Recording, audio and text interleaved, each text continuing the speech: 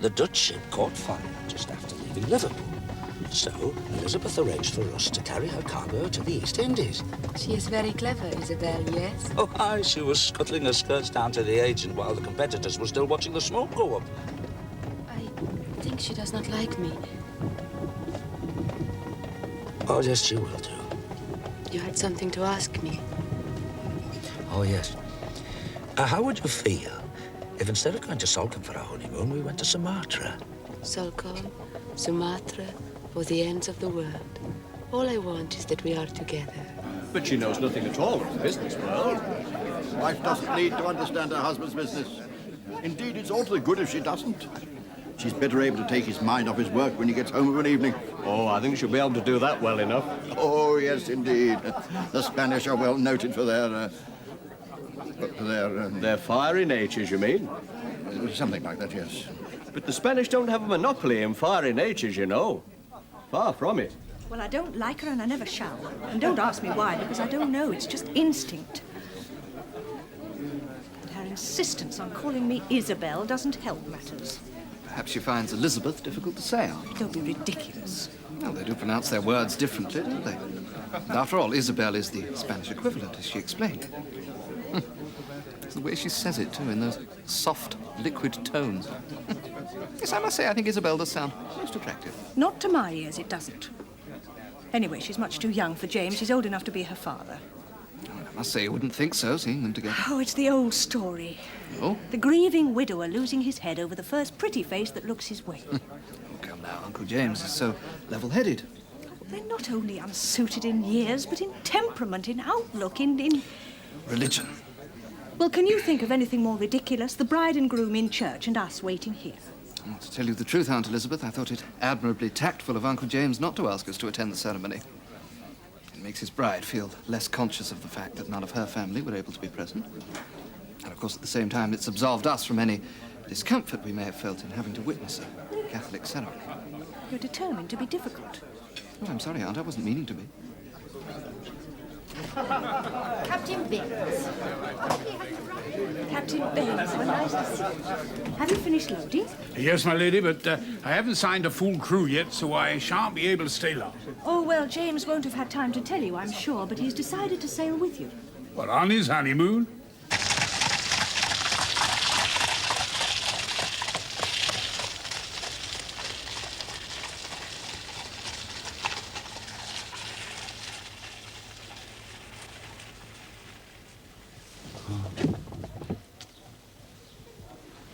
Here we are.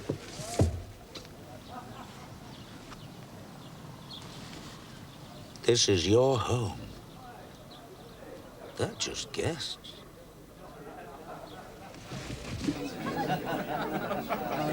Congratulations. Thank you, Will. My heartiest congratulations. I thank you, Sam.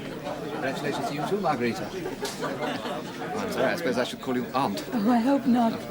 Well, I hope you and Uncle James will be very happy together. Thank you. Congratulations, James. Thank you, Elizabeth. My congratulations to you, Margarita. Thank you, Isabel.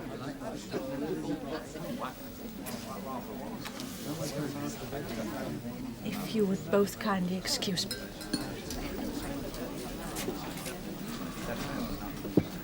I'm sorry, it's such a petty thing, I know, but when she calls me Isabel... She calls you Isabel? No, please, Samuel has explained about the pronunciation being different and that Isabel is the Spanish equivalent. Isabel was her mother's name. No, I didn't know that. But that's no reason why she can't call me by my proper name. Ever since we've come home, you've gone out of your way to avoid her. Now, why? She despises me. Despises you? Oh, I know she tries not to show it, but I can see the contempt every time she looks at me. She admires you.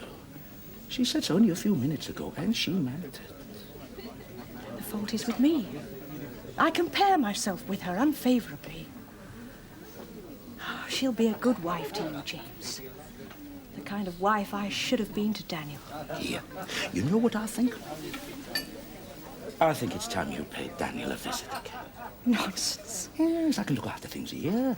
And what about the East Indies venture? Yeah, I can wait. It can't wait. You said yourself the only way to pay back our debts is to find this new trade, and there are some fine cargoes in those Java ports. And the Dutch have fought hard for those cargoes. They're not going to give up their trade that easily. Well, you're not going to let a few Dutch-controlled ports stand in our way, surely?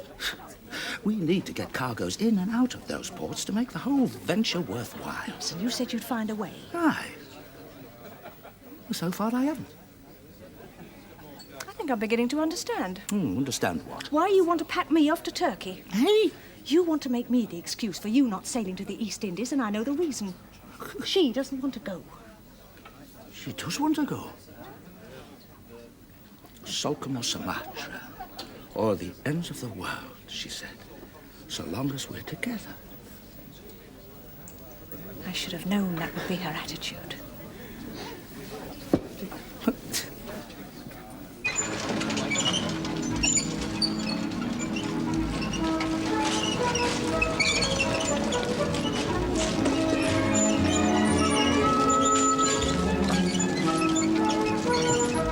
Next man.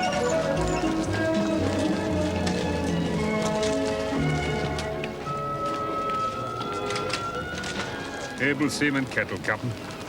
Certificate of discharge. Certificate of discharge? Yes. It's given to a seaman at the end of a voyage. Then he has to present it to his next master. Character for ability, very good. Character for conduct, fair. The mate drove us hard last trip, Captain. Oh, a bit hasty with me hands now and again. But there's not a mutinous bone in either one. All right. Sign here.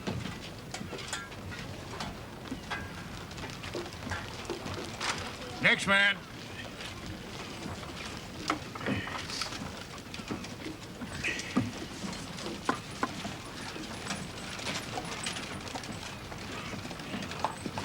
Jack Avery. When I had the East Indies in mind, what do you reckon? Beg pardon, Captain? You want to tell me how to run my ship and how to treat my crew? I thought you might want to tell me where I'll be sailing as well. Is he a bad seaman? No. No, it's really good. Only as a union leader. Well, he fights for better wages and conditions for the seamen, you see. You find another master who doesn't know you. The one who does and doesn't mind cutting his own throat before the voyage is done. Come on, get out.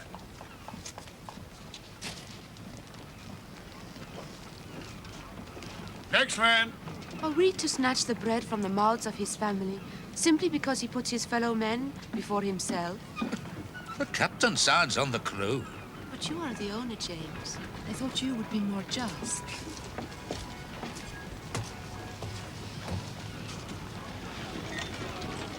Jack Avery!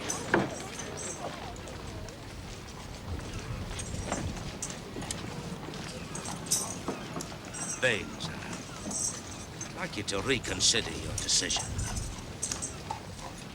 Are you telling me to?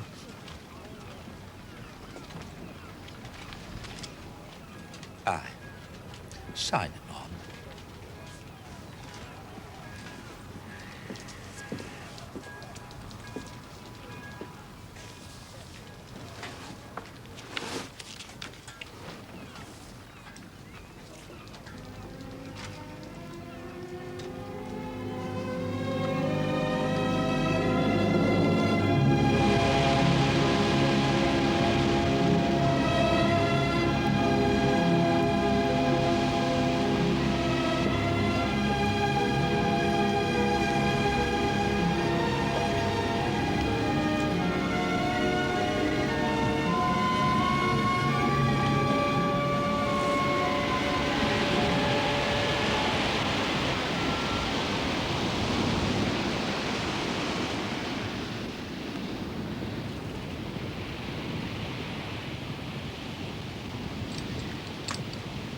Target Tyrrell. He's got more blood on his hands than all the murderers who ever escaped being hung.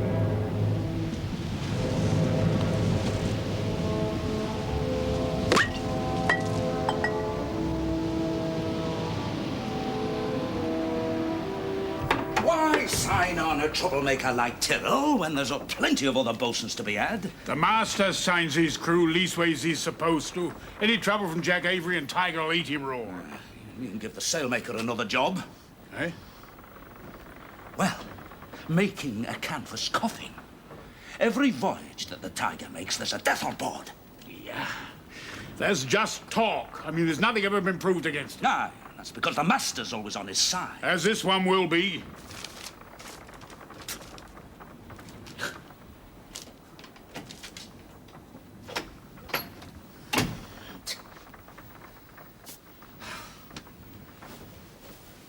You are coming to bed.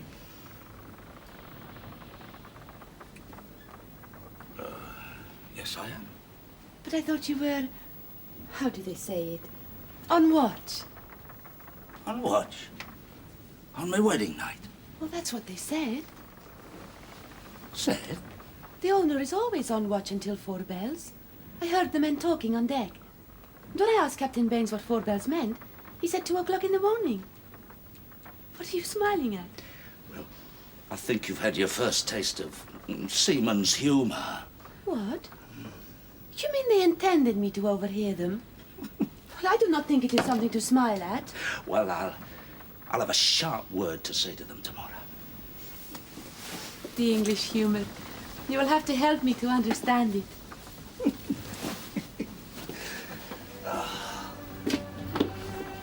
You do not regret Regret? marrying with me. It's not marrying with me, it's just marrying me. More humor? If you were to ask me that in 5 years' time, I'd have understood it. But to ask me, do I regret marrying you not 10 hours after leaving the church? You know what I mean. Do I? Did you consider it well enough before you asked me? 10 months. That is all. You've been listening to the Liverpool tongues wagging. Yes, but I didn't need to. The question was already in my own mind. If I was right for you. Why do you wait until now to bring it up? I was afraid I might lose you. I loved you so much, and I wanted you to be mine. Was that so very wrong of me? I don't know. I don't very much care. You mentioned the storage of cargoes in Singapore. Well, warehousing, as we all know, can be an expensive item. Yes, well, I suggested to my brother that we buy 2 ships. Buy 2 ships, my lady? May I take this opportunity of reminding you that we are sorely in debt? And might I remind you, Mr. Dawkins, that the whole purpose of this venture is to repay our debts. Now, the 2 ships we intend to buy are merely hulks, floating warehouses for the storage of our cargoes in Singapore. Well, even hulks have to be bought, my lady. Yes, indeed, Mr. Dunwoody. My brother will, of course, buy them in Singapore, and the cost of the 2 ships will be debited to the new company. New company, my lady? Well, for dealing solely with this new trade. Is something troubling either of you, or perhaps both of you? Well, the business of the Javanese port's under Dutch control. We were discussing the difficulty just before you arrived. Your Mr. Dawkins is of the opinion that Mr. Onedin will almost certainly have a scheme in hand to overcome the problem. He does have a scheme in hand, yes. Whether or not it will come to fruition remains to be seen. My lady, might I ask where we are to get the money for the cost of all this? Of course you may ask. I'm sure Mr. Onedin dealt with that matter before he sailed. Yes, he did. He left it to me to find the money.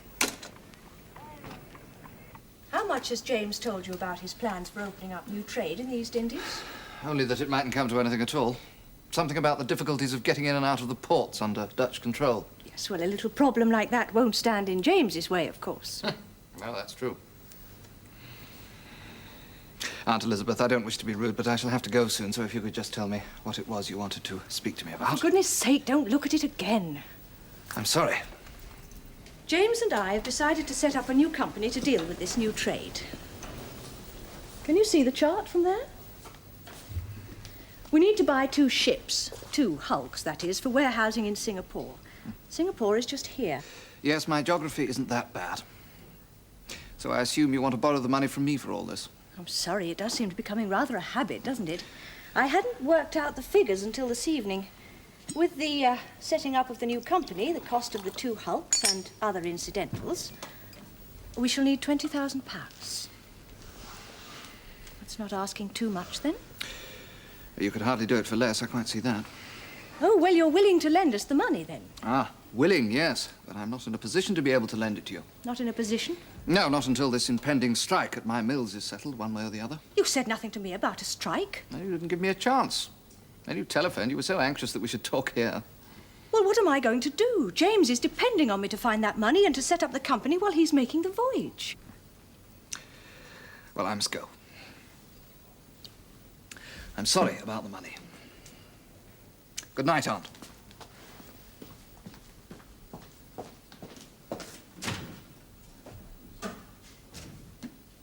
Good night, Samuel.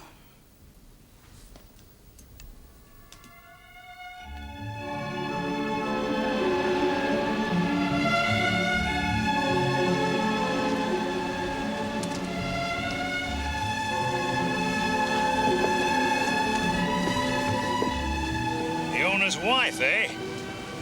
You take after your father, eh? Lazy, clever-tongued womanizer. He told me about the likes of you.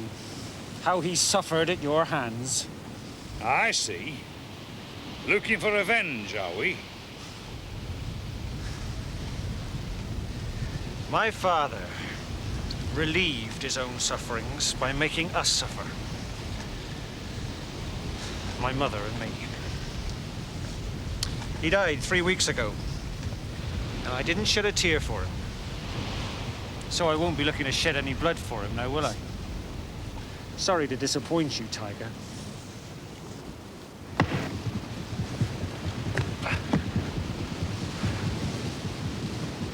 If he lays into me like that, I'll kill him. Is the dispute settled, then? Yes, thank goodness. So will you be able to lend us the money or not? I think I might be able to, yes. Might? This new company you're forming, Yes. I'd like to have a share in it. Say, 30%. Sorry, can't be done. In that case, Aunt Elizabeth, I can't possibly lend you the money. 20. You and James and I will all hold 20% of the shares each. And who holds the other 40%? One step at a time, Samuel. No one holds anything yet.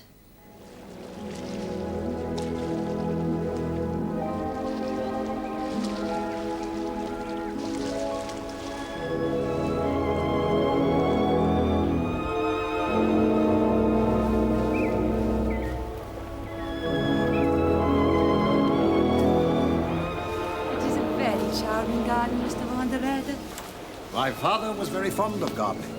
Now my brother Theodore looks after it, when he's not poring over the company's ledgers. So your father founded the shipping company? Yes, and he lived in this house with my mother. Theodore and I were both born here, and we've lived here ever since. It is very kind of you to entertain us like this. It was my brother's thought. When we heard from our agent in Liverpool that Mr. Onedin's sister, Lady Fogarty, that she had taken the trouble to visit the injured seaman from our ship, the least we could do in return was to entertain you on your arrival here. Oh, you will have some more coffee, I'm sure. Thank you, Mr. Van der Rede. Oh, please. We have known each other almost 3 hours. Please, call me Max. Very well, Max. And you are? Margarita. Margarita. How it suits you. Please. You were born in Spain? No. In South America, in Guyana. My father was the president until 3 months ago. He was killed by rebels. I sense the tragedy. Strange, is it not?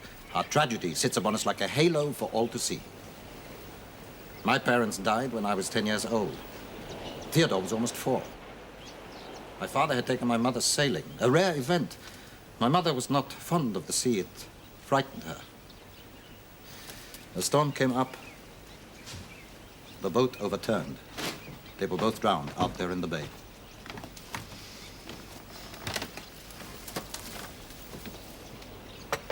Thank you. Why, after all these years, am I still not married? You know, sitting here like this with a beautiful woman is the only time that I am truly content. And yet... What about Theodore? Is he married? Theodore. Poor Theodore. Women frighten him to death, and yet he falls in love with every woman that he meets. It's true, I tell you. He's already in love with you, and he has known you only 3 hours. Max, I don't believe you. Then watch him, the way he looks at you, the way he doesn't look at you. You are longing to be unloaded and setting sail for Liverpool, are you not? I mean, only as a bride, you must be longing to settle into your new home. Yes, I am. But we shall not be sailing for several weeks. James has some business here. Ah, here comes Theodore. Now, just see how much he admires you. Oh, my dear.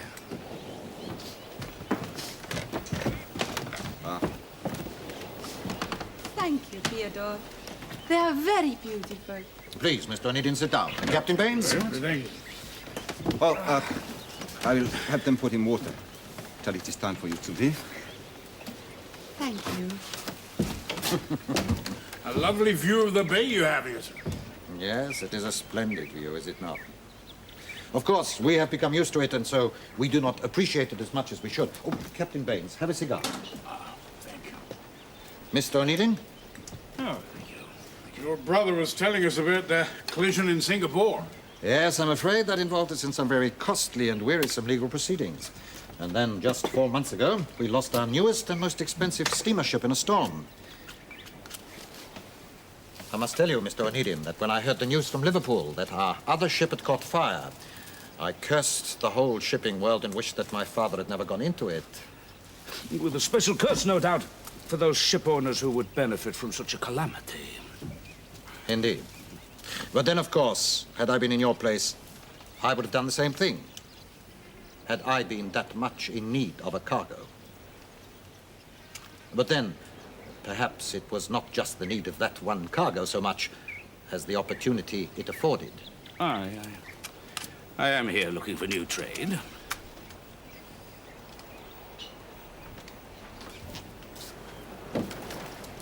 Captain Baines, you will have some coffee. Oh, thank you. I must compliment you on your cigars, sir. I don't think I've tasted finer tobacco. Comes from the north of the island.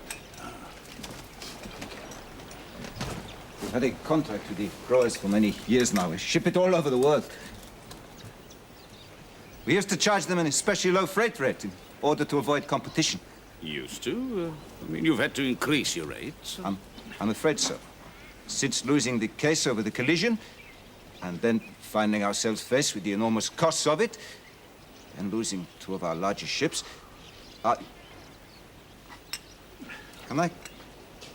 Can I suggest, that is, may I offer you the use of our carriage tomorrow, that you may look at the places of interest? Well, that's very kind of you, Mr. Van der Eder. Very kind. We would be delighted to accept. I could, if you wish, act as guide. Thank you. Good night, sir. Thank you, Crab. Poor Theodore. He is just like a small boy. Did he tell you about his mother and father? No. No, he did not. When he was very young, they were both drowned here in this bay. Wasn't it kind of him to offer us the use of his carriage tomorrow? I shan't be coming. I've made my excuses to Theodore before I left. Oh, why didn't you tell me? Well, I thought you mightn't want to go if I weren't going. Well, of course I wouldn't want to go. Well, there's no reason why you shouldn't. Here, you'll enjoy the sights, and Baines will be with you. Why aren't you coming? I've got some business to attend to. Are you seeing the tobacco growers? Yes. James, Max and Theodore are being so kind to us. Kind. Cunning, maybe. Cunning? The only reason Max was entertaining us was to find out what I was up to. He did say he'd heard from his agent in Liverpool. You told him, no doubt, that when the ship sailed, the owner was aboard. He knew about Isabel visiting the injured seaman from his ship. And he was anxious to know how long we'd be staying here. If Max could solve his financial problems by sinking me, he wouldn't hesitate either. I see. And so tomorrow, while Captain Baines and I are being shown around the island in his carriage, you will be bidding for their tobacco contract. Look, Margarita, I reckon Max and I have had the same ups and downs. You sink us today, we pop up again tomorrow. I know. But it's not Max I'm concerned for. It's Theodore. Aside from that letter, there's nothing to report, Captain. Here, did you have a good day at the Duchess' house? Mr. Van der Raider. Sorry, Captain. And two nicer gentlemen you couldn't meet. One of them was promised to show us places of interest tomorrow. Good news, is it? It could be. Next quarter day. Now, let's see, a week to unload, and then I need a fast passage home. 11 weeks. Now, do you think we could do it in 11 weeks, Tom? Why the hurry? We might, with the help of Tiger's rope's end. It depends on this new trade that Mr. Onedin's starting up. Now, he never told me anything about it. What new trade? How long is it going to take now? That's the question.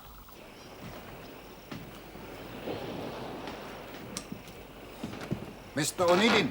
Ah, Van der Raider, I called at your office, but you had left. What was it you wanted? I came because I thought it only right and proper to tell you that I had a meeting with the tobacco growers this morning.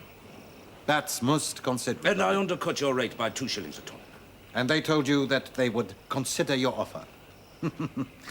Did you really expect them to cast aside so many years of a trusting relationship with an old established firm to take their chance with a total stranger? Huh? And for what?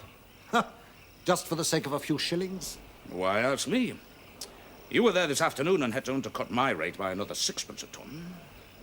If it's a rate-cutting war you want, Onedin, we can give you one. Your company's in no position to risk carrying that tobacco at a loss. Neither is yours. I know all about your company's debts, Onedin. So don't try to bluff me. It won't work. Max! Oh, good evening. I've just taken Mrs. Onedin and Captain Burns back to your ship. Thank you, Theodore. I met one of the growers, Bogart, just half an hour ago. Well, what is it?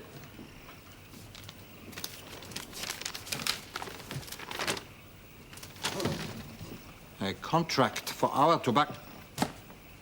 How much of it have you taken? Oh, I have left you some. And how much are you carrying it for? Same rate as you, 78 and 6pence a ton. If you didn't undercut me, how did you get this contract? It seems that most of the growers are short of field workers. Oh, and what have you promised them? I promised them all the field workers that they needed. From Singapore. You see, I take their tobacco to Singapore, where I store it in my warehouses in readiness for my steamers to carry it to England. And then I carry the field workers on the return trip. Free of charge? Aye. You fool! You'll be ruined. Oh, I don't think so. They will earn their passage. You see, before they sail, they help me unload the tobacco in Singapore. And then on the return trip, once in Sumatra, they help me load my next cargo.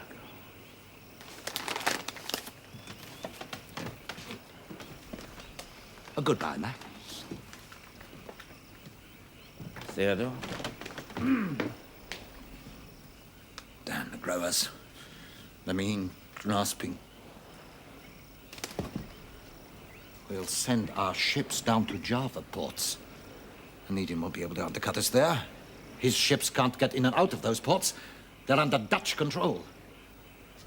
I still don't see how Uncle James is going to compete with the Dutch in Java. They've fought for centuries for the trade in those ports. They're not just going to hand it all over to James Onedin. Not all of it, no. Well, you know what I mean. Some of it, then. I think perhaps I'd better explain. Well, it's about jolly well time you did, Aunt. Well, the company's only just been registered, you understand? Well, I don't see what difference that makes to Uncle James getting in and out of the Dutch-controlled ports. Oh, it does. It makes all the difference. You see, the new company is called the Rotterdam Onedin Company, and that other 40% is owned by Dutch investors. Uncle James. Cunning devil.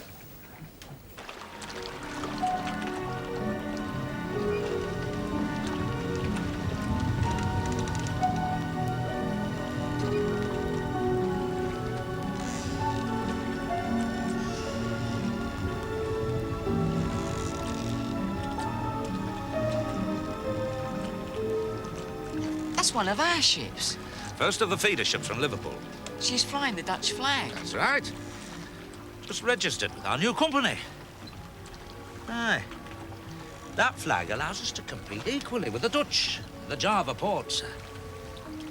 There'll be a second feeder ship here in a week or two. When are we leaving for Liverpool? That's what I'd like to know. In a day or two. Mrs. Onedin and myself are having a little holiday. Doesn't look as if you're going to be in Liverpool for your whatever it is, Captain. I'll soon see to that. Can't wait to be sailing, eh, bosun? No, sir.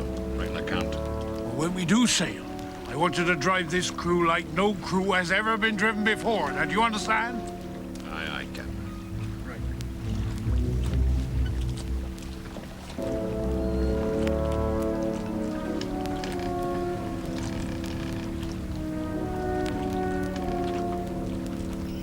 Damn the man. He undercuts us in every port. Every cargo we tender for, he just happens to edge us out. Obviously, we are both chasing the most lucrative cargoes. The man is bent on our ruin. What have you got there? I spent the afternoon bringing the accounts up to date.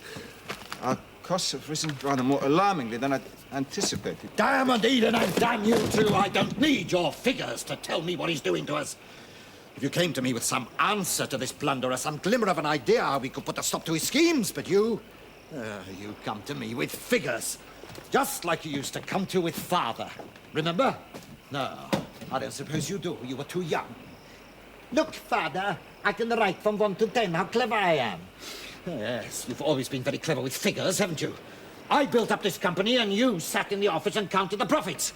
And now, when misfortune strikes, and him, damn him, and Onedin, all you can do is sit there and count our losses. You are a dead weight round my neck, Theodore, and you always have been.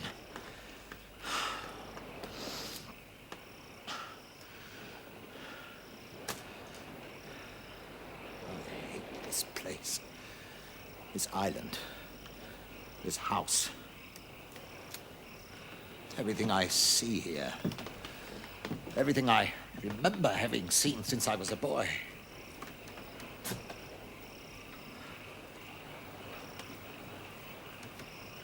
I think that I've always hated it all. Why have I stayed here all my life? Onedin has done us a good turn, do you realize that? He's not driving us out, he's releasing us. What do you say? We have got to leave this place. Make a fresh start. There is no other answer. Leave this house? Well, what would you have us do? Continue to count our losses until there's nothing left? No. We'll get out while we still can. We'll sell this house. And the office and the warehouses, and however many ships it takes to cover our losses. And then, God help us, we'll spend our remaining years in some civilized part of the world.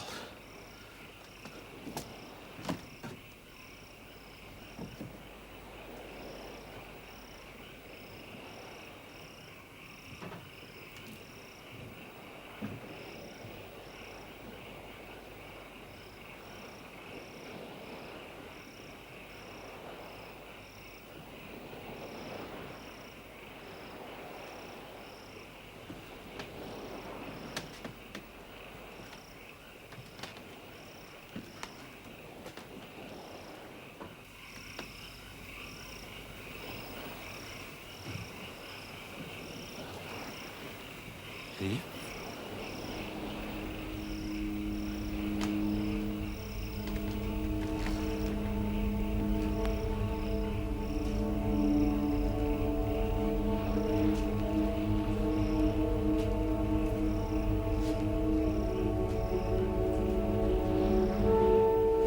Theodore, bring in those accounts and we'll start to make plans, eh?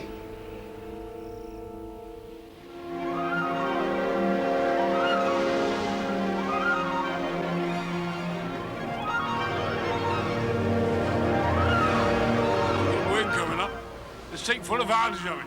Mr. Bosun, all hands to crowd on sail.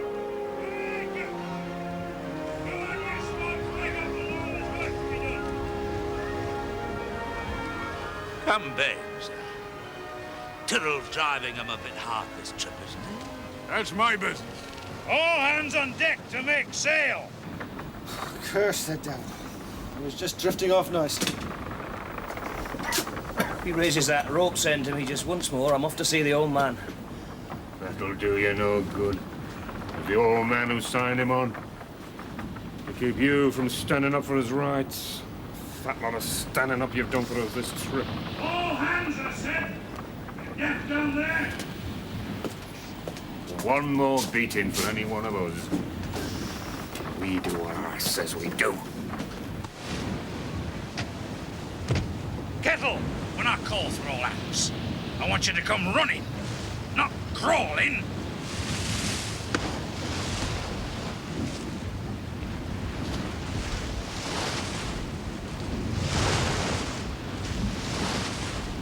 It's none of my business. It's up to the master to interfere if he thinks his bosun is driving the crew too hard. But James, you are the owner of the ship.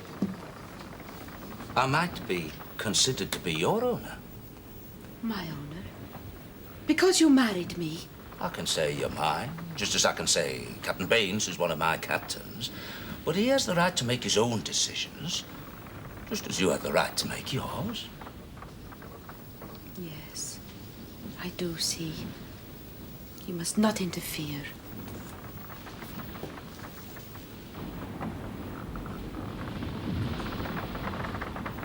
I'll ask you again, Jack Avery.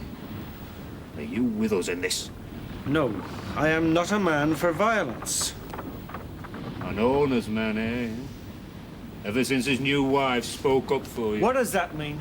If it wasn't for her, you wouldn't be sailing with us, Cursor. Ah, peculiar one, that, ain't it? Strong union man. Here by invitation of the owner's wife. Aye. And us having to suffer for it with broken bodies. And you, Jack Avery, not even willing to help us in the remedy. It is no remedy, that's why. Oh, yes. Well, it will be. Us'll beat him so hard he'll not dare raise hand to anyone on us again. All hands on deck! All hands on deck! Remember what I said. We all go for it together. And if you want no part of this, Jack Avery, you best hide yourself away in a corner, like all the other ship's rats.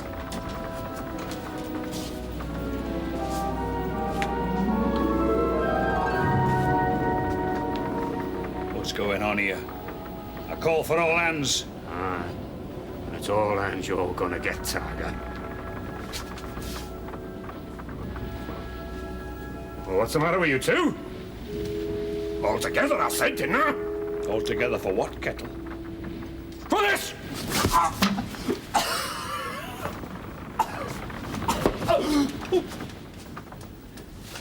So, it's inspiring a mutiny, is it, eh, Kettle? Well, you know me. I'm not one for tales to the captain. I'll deal with you myself.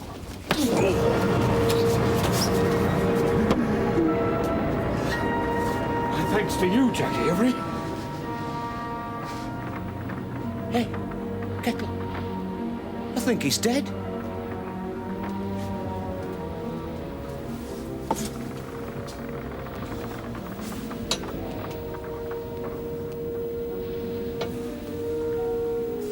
You're right.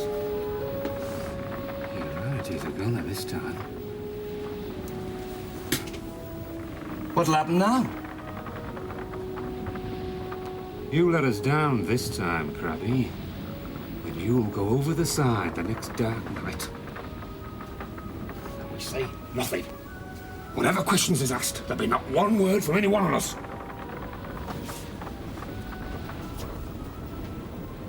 This time, Jack Avery, I know you'll want to be with us. I'll ask you again. What happened?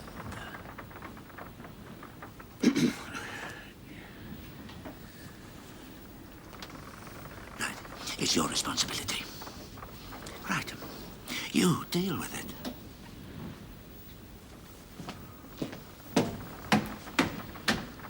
A vow of silence to protect Mr. Tyrrell's murderer. Shipmates to the very end, eh? Well, I tell you this much. The judge in court will be on your side. He'll help you to an eternity of silence, because he'll have no option but to hang the lot of you. Jack Avery. You're the one, eh? I mean, you're the one who thought up this vow of silence. It's your sort of caper. The question is now, which one of these others would you be protecting? Not Crab. I doubt your own mother would trouble to protect you, would she, Crab? You, Larson? Nah. You'd lap up all the punishment Tiger could give you without a murmur of protest. Right then. Kettle. Now, suppose you tell me just how it happened. The pig is dead. Soon he'll be in his rightful place, sewn in canvas, and joining all the good seamen he sent to their salty graves. Oh, bold words to break a vow with.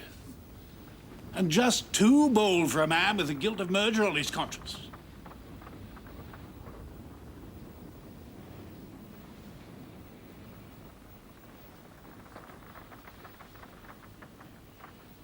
Crab, Larson. Captain. Take Jack Avery below and put him in irons.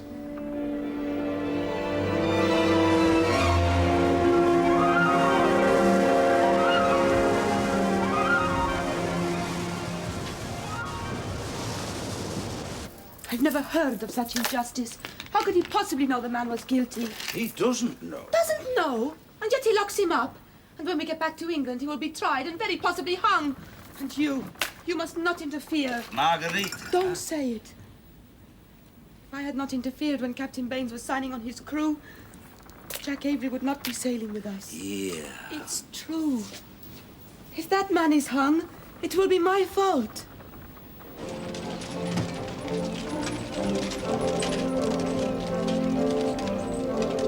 Hard to port, Helmsman. Steady now.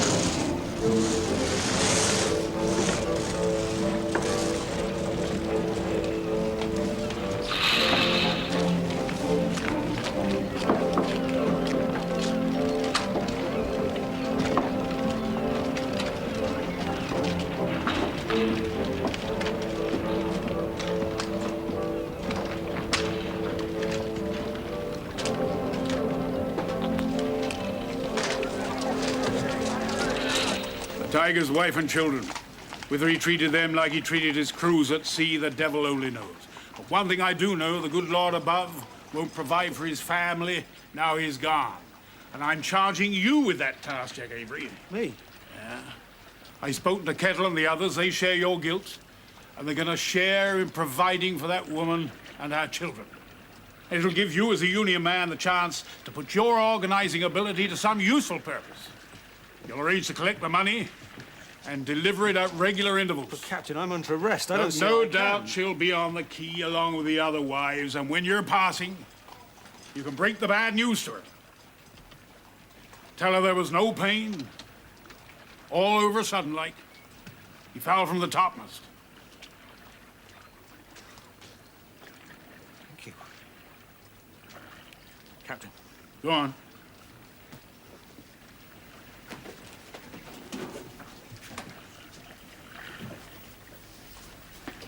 Forgive me, Captain.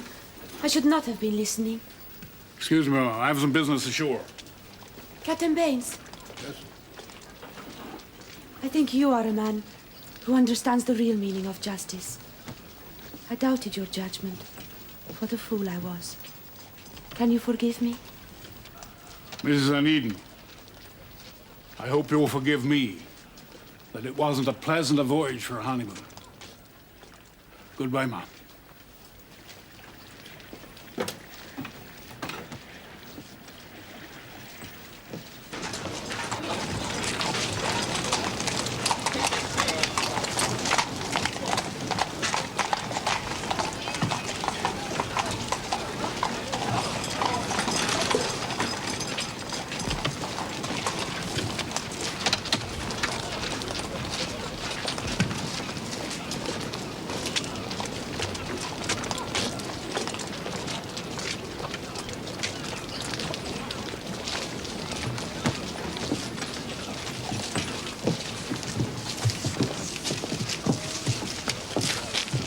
Margarita, James. How nice to see you both again. We are glad to see you again, Isabel.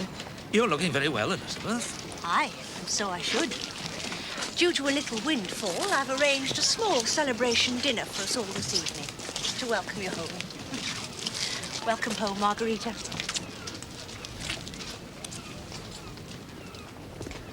By the way, we have a surprise guest for dinner. Isabel, how beautiful you look. Thank you, Margarita. James? Elizabeth. Max. Margarita. Onedin? Van der Ede, what brings you to England? You were right, Isabel. This is a surprise. Max is in the process of selling up in Sumatra. I found him a house, now he's looking for an office. Ah, so how long have you been in Liverpool, eh? 5 days. Thinking of starting up business here? With the kind assistance of your sister. She has made me most welcome. What about Theodore? He came with you, of course. No, Theodore did not come with me. Theodore? Max's brother. You didn't tell me you had a brother? No, I didn't. It was very distressing, and I saw no reason to tell you of it. I thought you would have heard before you left for Java, but obviously you didn't. Oh, heard what? My brother died. I don't know what to say. He was such a fine man. I didn't know him, of course, but I must say how sorry I am. That is kind of you. What happened? How did He drowned himself in the bay.